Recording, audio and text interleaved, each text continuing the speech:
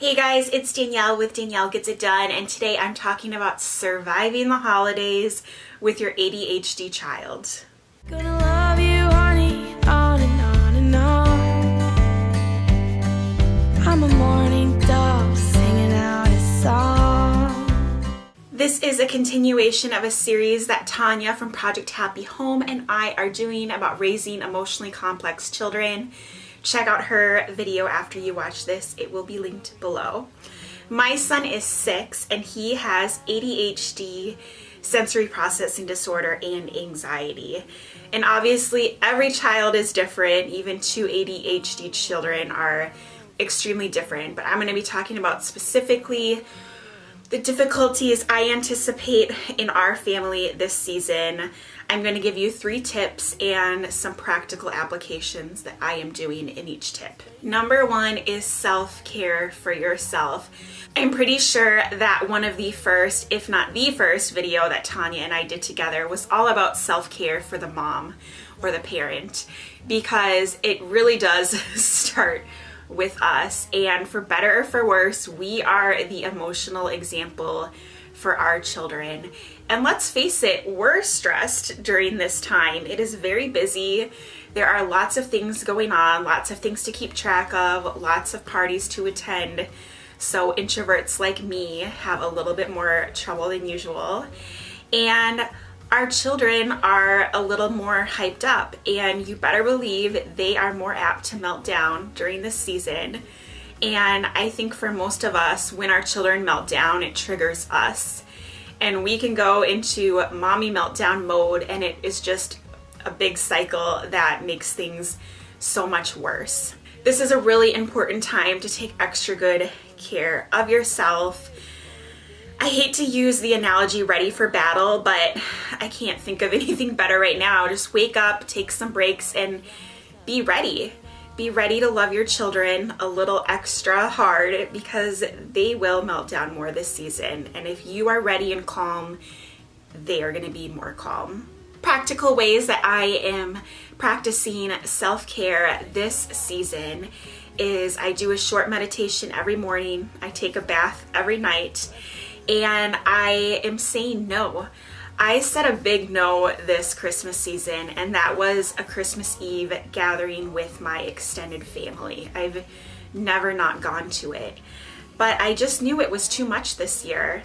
I'm pregnant and very tired. My husband is working Christmas Eve until I think 4 o'clock. We have plans all around the holidays, 2 big plans on Christmas Day. We're leaving for a trip the day after. It was too much.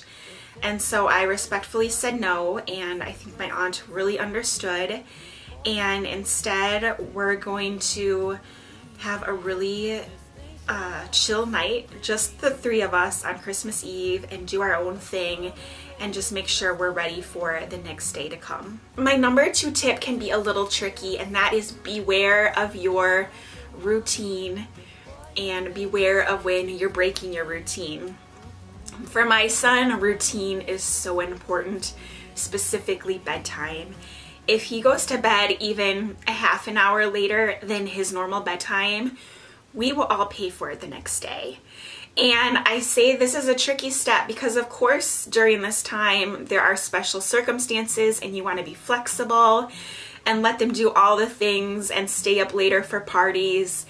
And so I think it's a really fine balancing act between allowing those fun, magical things to happen, but being aware of it and making maybe little deviations elsewhere in your schedule to kind of balance it a little bit. So the practical way that I am doing that this season is just surrendering to the fact that he is going to get a little less sleep some nights. And I am countering that by being really extra strict on the other nights. Bedtime for our son is 8 o'clock, and so this season I'm pushing it more to 7:45. We are in bed by 7:45 because I don't want to take any chances, and I want that kind of normalcy the rest of the days to kind of balance it a little bit. And my 3rd tip is to take small connection breaks. So my son loves this time of year. He loves parties, he loves presents. What kid doesn't love presents? He gets to spend time with cousins, and it's gonna be amazing. But he also gets overstimulated really easily, and he'll be having fun and get hyper and more hyper and then crash. And so I just really want to be mindful of that this season and to schedule in mini breaks of connection. So maybe it's best to skip to my practical way of what I'm doing this year to explain it a little bit more. And that is simply by taking little breaks. Nothing awkward where it's uncomfortable for other people, but you know, when we're at my mother-in-law's house, I'll pull James aside into another room just for a couple minutes. And he's really big on physical touch, so kind of just give him a big bear hug and just take a little 30-second to 2-minute break, time to check in, to calm his system, and mine too. I need breaks too. And I think that'll be really helpful for the rest of the fun day. So I hoped you enjoyed my 3 tips. Number 1 was self-care for yourself. Number 2 was beware of your routine and schedule. And the 3rd tip is to schedule in short connection breaks. Be sure to check out Tanya's video for her tips. I can't wait to watch it myself.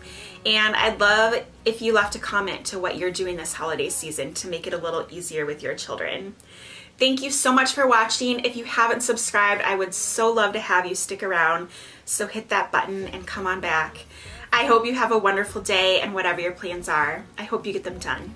Bye guys. Ooh.